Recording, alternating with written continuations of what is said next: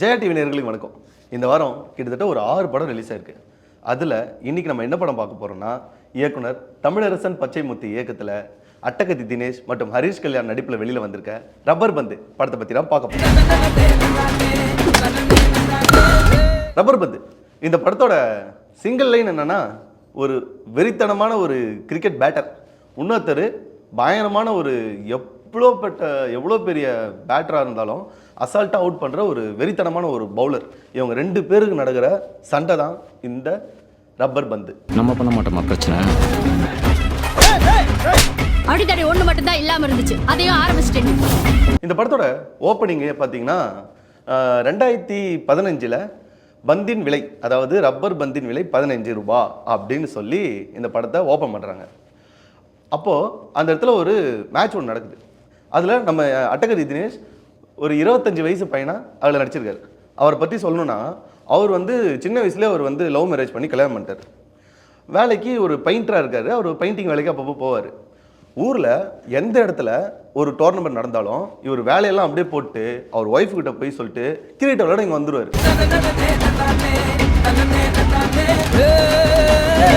இவர் எப்படியாப்பட்ட பேட்ஸ்மேன்னா, இவர் அடித்த ஒரு பால் 2 பனைமரம் ஹைட்டுக்கு பறக்கும் அப்படின்னு சொல்லுவாங்க. அப்படியேப்பட்ட ஒரு பேட்மேன் தான் அவர். அந்த டீமுக்கு எதிர் டீமில் ஒரு ஸ்கூல் பையன் ஒருத்தர் இருக்கான்.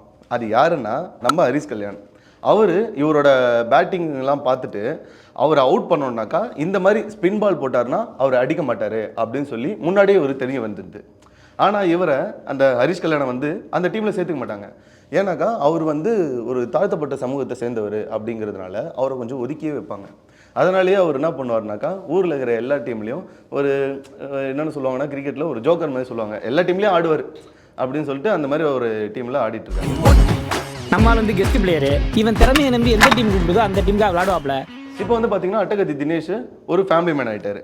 அவரோட பொண்ணு ஒரு நர்ஸாக இருக்குது, ஒரு ஹாஸ்பிட்டலில் ஒர்க் பண்ணுறாங்க. அதே மாதிரி வழக்கம் போல் அவர் என்ன பண்ணுறாருனாக்கா, இந்த வேலைக்கு போகாமல் அப்பப்போ டோர்னமெண்ட் நடக்கும் போல கிரிக்கெட் விளையாட்டு அதே ஃபார்மோட பயங்கரமாக அவர் விளையாடின்னு தான் இருக்கிறாரு. நம்ம ஹரிஷ் கல்யாணம் எல்லோரும் கலாய்ப்பாங்க, நீ எல்லா டீம்லையும் விளையாடுனுக்கிற, நீ எல்லா டீம்லையும் போயின்னு இருக்க, நீ எந்த டீம்னே தெரியல, நிறைய டிஷர்ட் வச்சிருக்கே அப்படின்னு சொல்லிட்டு அவங்க அம்மா திட்டினாங்கன்ட்டு ஒரு ஜெர்சி கடை ஓப்பன் பண்ணிடுறாரு.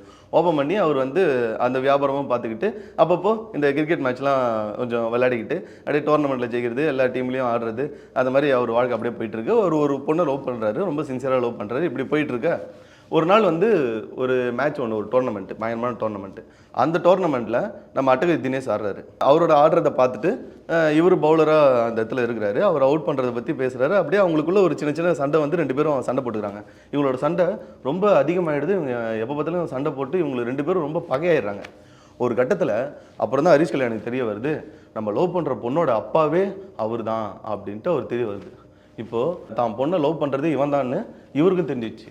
இப்போ இவங்க 2 ஃபேமிலிக்கும் ஒரு பெரிய பிரச்சனையாக மாறுது. கடைசியாக இவர் இவரோட பொண்ணை லவ் பண்ணாரா, இல்லை இவருக்கு பிடிக்காம அந்த பொண்ணை கூட்டு போய் கல்யாணம் பண்ணிட்டாரா, இல்லை என்ன நடக்குது, இதுக்கப்புறம் விறுவிறுப்பான ஒரு கதை தான் இந்த ரப்பர் பந்து. சொல்லவே இல்லை, அவன் நம்ம ஆளுப்பா, எப்படி பிடிக்காம போகும்? இந்த படத்தோட மிகப்பெரிய பாசிட்டிவே நம்ம அட்டகத்தி தினேஷ் தாங்க. சும்மா தெரிய விட்டார். அவர் அடிக்கிற பால் எல்லாமே பறகுது. அவரோட இன்னொன்று சொல்லணும்னா அவரோட ஆக்டிங் தாங்க. எவ்வளோ நாள் இவ்வளோ பெரிய ஆக்டிங்கை ஒழிச்சு வச்சுருந்தாருன்னு தெரில. அவ்வளோ பக்காவாக சூப்பராக சென்டிமெண்ட்டாக நினச்சிருக்காரு. அவரோட பொண்ணுக்கும் இவருக்கும் இருக்கிற ரிலேஷன்ஷிப்பு, அதுக்கப்புறம் அவர் ஒய்ஃப் கிட்ட திட்டு வாங்கிட்டு சண்டை போட்டுட்டு அவர் செல்லமாக அவர் சாப்பிட்றது, அவர் ஒய்ஃப் கூட வயசானாலும் அவங்களோட காதல் இளமையாக இருக்குன்றத இந்த படத்தில் அடிக்கடி அவர் சீன் பை சீன் காட்டிக்கிட்டே இருக்காங்க. ஹரிஷ் கல்யாணம் அவரோட லவ் பண்ணுற பொண்ணுக்கும் இருக்கிற அந்த காம்பினேஷனாக இருக்கட்டும். அப்புறம் பார்த்தீங்கன்னாக்கா இவரோட மாமியார் அட்டகத்தி தினேஷோட அவங்க அம்மாவுக்கும் ஒய்ஃபுக்கும் இருக்கிற அந்த ரிலேஷன்ஷிப்பாக இருக்கட்டும். அப்புறம் பார்த்தீங்கன்னா ஒவ்வொரு ஆக்டரும் அந்த படத்தில் நடித்த எல்லாருமே பக்காவாக நடிச்சிருக்கிறாங்க. எல்லாரோட கேரக்டரும் சரி, எல்லாமே சூப்பராக இருந்துச்சு. அதில் பார்த்தீங்கன்னா இந்த கிரிக்கெட் ஆடும்போது அந்த பாலோட அந்த த்ரோ இருக்கும். நம்ம நிறைய படம் பார்த்துருக்கோம், கிரிக்கெட் மேட்சை வச்சு நிறைய படங்கள், பல படங்கள் வந்துருச்சு. ஆனால் இந்த படத்தில் என்ன ஸ்பெஷல்னாக்கா, அந்த பாலோட அந்த த்ரோ காட்டுற அந்த ஸ்பீடு இருக்குது பார்த்தீங்களா, அது கேமரா மூவிங்கோட காட்டுவாங்க.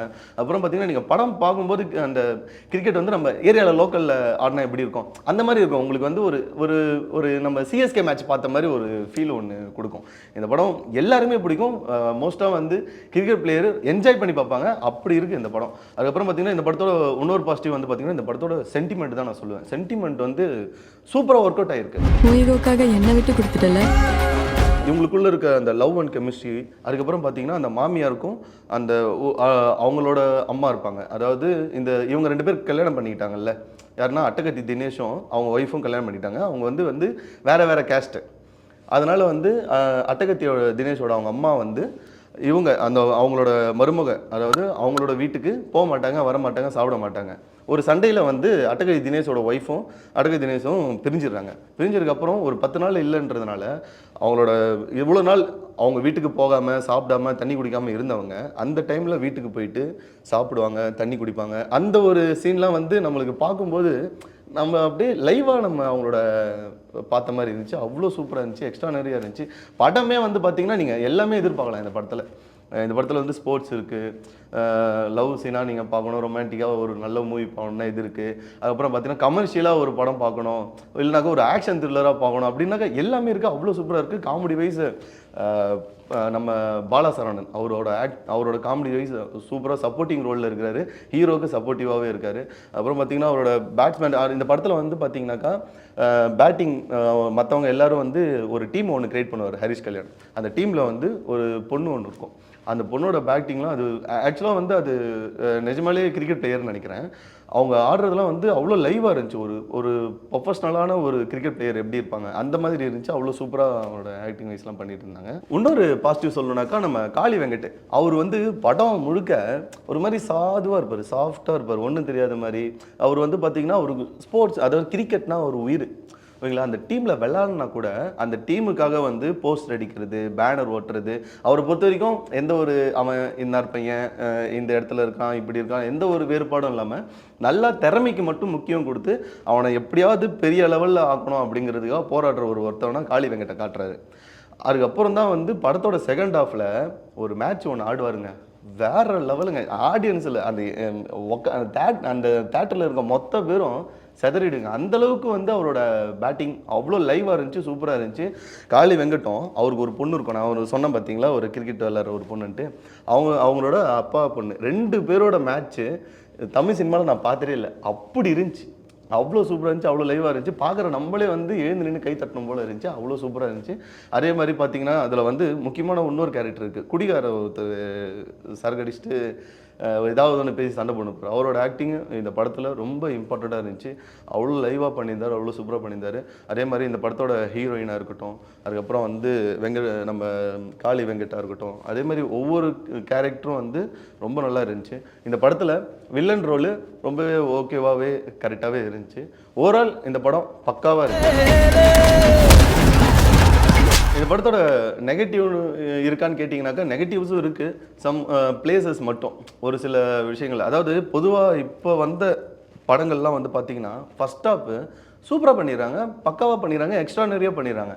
ஆனால் செகண்ட் ஹாஃபில் என்னன்னே தெரியல, வர்ற படங்கள் எல்லாமே ஒரு மாதிரி ஃப்ளாப் ஆகிடுது. அது சரியாகவே கதை அமைக்கலை, இல்லை கதை இல்லையா, இல்லை நெக்ஸ்ட்டு என்ன பண்ணுறது தெரியலையா, இருக்கிற கேரக்டரை வச்சு அப்படியே ஒரு இழுத்து ஏதாவது ஒரு கதை, ஏதாவது ஒரு சீனு, தேவையில்லாத சீன்லாம் காட்டி செகண்ட் ஹாஃப் ஏதாவது ஒன்று பண்ணி விட்டுறாங்க. ஆனால் இந்த படத்தில் அப்படி தான் போச்சு, அப்படி தான் இருக்குமோ அப்படிங்கிற மாதிரி இருந்துச்சு. ஏன்னா ஃபஸ்ட் ஹாஃப் வரைக்கும் கதை சொல்லிட்டாங்க, என்ன கதை, யார் என்ன கேரக்டர், இது எப்படி போவோம், இது எப்படிப்பட்ட படம்ன்றது மொத்தத்தையும் வந்து இந்த படத்தில் ஃபஸ்ட் ஹாஃப்லேயே சொல்லிட்டாங்க. செகண்ட் ஹாஃபில் அப்படி என்னதான் பண்ணுவாங்க பார்த்தீங்கன்னா, அந்த ஸ்டார்ட் பண்ண அந்த ஒரு விஷயம் கொஞ்சம் அப்படி லேக் அடிக்கிற மாதிரி உங்களுக்கு இருக்கும். அதுக்கப்புறம் ஒரு சென்டிமெண்ட்டுன்ற ஒரு ஃபயரை ஒன்று போடுவாங்க, அது அப்படியே வெடிக்குங்க. அவ்வளோ சூப்பராக இருந்துச்சுங்க. அது எல்லாமே ஒர்க் அவுட் ஆகிருந்துச்சு, எல்லாம் பக்காவாக இருந்துச்சு. அதே மாதிரி உங்களுக்கு வந்து சாங் வைஸ் இது எதுவுமே உங்களுக்கு வந்து டிசப்பாயிண்ட் ஆகாது, ஃபுல் ட்ரீட்டாக இருக்கும் இந்த படம். என்ஜாய் பண்ணி பார்க்கணுன்னு நினைக்கிறீங்களா, இந்த படத்தை போய் தேட்டரில் பாருங்கள், என்ஜாய் பண்ணுங்கள். அது இல்லாமல் முக்கியமாக ஒன்று சொல்லணுன்னாக்கா அட்டகத்தி தினேஷ் அவர் பயங்கரமான வெறித்தனமான ஒரு விஜயகாந்த் ரசிகர். அவர் என்ட்ரி ஆகிறாருன்னா அவர் ஊரில் அப்படியே விஜயகாந்த் பாட்டை போட்டு நடந்து வருவார் பாருங்க, அவ்வளோ சூப்பராக இருக்கும். அதே மாதிரி நம்ம ஹரிஷ் கல்யாண் வந்து ஒரு வெறித்தனமான பயங்கரமான தளபதி ரசிகராக காட்டி அந்த தளபதியோட அந்த ஆடுங்கடா என்ன சுற்றி அந்த பாட்டோட பிஜிஎம் ஒன்று போடுவாங்க, ஃபயராக இருக்குதுங்க. அவ்வளோ ஃபுல் அண்ட் ஃபுல் என்ஜாய் தான், ஃபுல்லாகவே பயங்கர என்ஜாய் பண்ணி நீங்கள் பார்க்கலாம். கண்டிப்பாக போய் தேட்டரில் பாருங்கள். இந்த கிட்டத்தட்ட இந்த வாரம் ரிலீஸ் ஆனதில் இது ஒரு பெரிய ஹிட்டாக இருக்கும், பெரிய படமாக இருக்கும் அப்படின்னு சொல்கிறதுல எந்த ஒரு மாற்று கருத்துமே இல்லை. அவ்வளோ பக்காவான படம், சூப்பர் படம், எல்லாரோட ஆக்டிங்கும் இருக்கும். நம்ம அட்டகத்தி தினேஷ் வந்து பயங்கரமான கம்பேக் கொடுத்துருக்காரு.